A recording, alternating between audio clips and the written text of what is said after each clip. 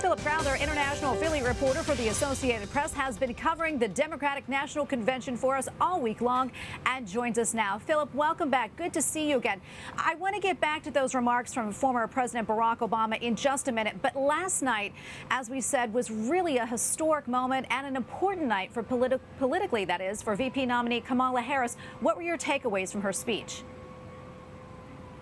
Well, I'd say more than anything, during her speech here in Wilmington, she was very aware of her historic role. Not only is she, of course, as you just mentioned, the first black female vice presidential candidate for a major political party, she would, of course, also be the very first female vice president. Now, that speech, though, will also be remembered for the context in which it was made. Of course, you can see the building behind me. She gave the speech inside in front of, well, basically nobody. A few journalists, a few family members, and of course the technicians that made it possible.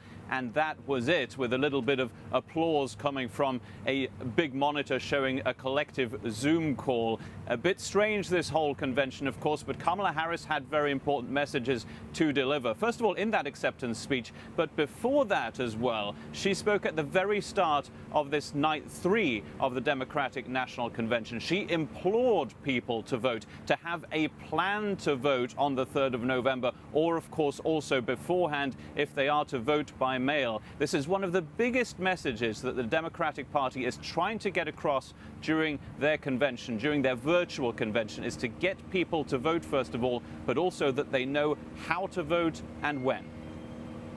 Former Secretary of State and 2016 Democratic presidential nominee Hillary Clinton has addressed the DNC numerous times in the past, as you know, but this speech had a targeted message for voters. Let's talk a little bit more about that. Yeah, it was fascinating to see a speech from the only person, after all, in the world who knows what it is like to run against Donald Trump for president and, of course, also lose, in her case, so painfully in November of 2016. Her speech was a bit of an I told you so moment. She told people to vote for her, not enough did. And what was the result? Well, a popular vote victory, but Donald Trump in the Oval Office. So in a sense, that was a cautionary tale from Hillary Clinton. Very interesting to see her speak at the Democratic National Convention. She also had words of warning and support for Vice Presidential nominee Kamala Harris, telling her that quite a lot of criticism will come her way, of course, partly simply because she is a woman on a political ticket. Former President Obama is making headlines for his rather stinging critique of President Trump. Typically, we don't hear these kinds of comments from a former president about a current president. What type of impact do you think that speech had? Oh, it was an extraordinary thing to see. It really is an unwritten rule in American politics that a former president shall not criticize a current president. That rule was completely thrown out the window by Barack Obama yesterday. You do get the feeling that the leaders of the Democratic Party at some point huddled together and decided, hey, this is our convention. We are all going to go after Donald Trump. And they very much did that during those 3 nights of the Democratic convention so far. Now, remember, of course, that Barack Obama is a very, very popular man in the United States, not just on the Democratic side, also relatively popular on the Republican side, and of course also with independents.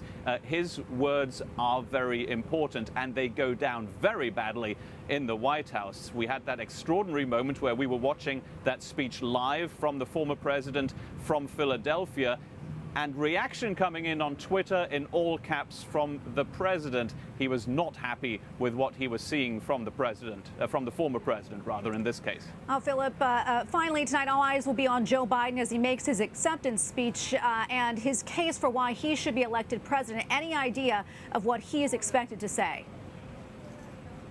Well, we haven't been given any excerpts so far. They might come in the next few hours. But essentially, we've been given a bit of a roadmap over the last few days as to what Joe Biden wants to talk about, how he wants to portray himself. There won't be all that will be new among that. He will, of course, portray himself as the decent, the good family guy, as the man with enormous amounts of experience in politics, and of course also somebody who is simply not Donald Trump, because remember that the polls essentially say that Democrats are rather going to vote against Donald Trump than for Joe Biden. There are quite a lot of open questions, though, that a lot of voters, I think, would like to see answered.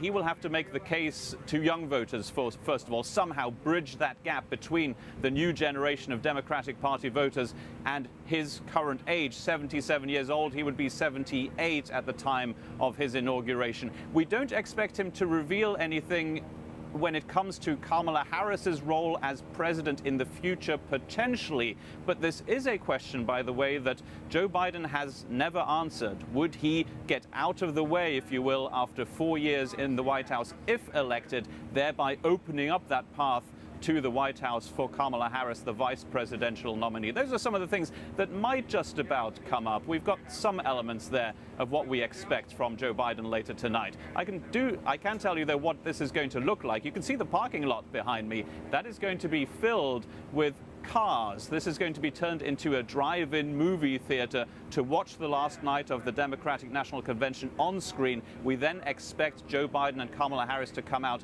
on stage to greet those supporters. At least we will see a little bit of contact between the nominees and actual voters, which of course has not been possible during this virtual convention. Philip Crowther, international affiliate reporter for the Associated Press. Thank you so much, Philip.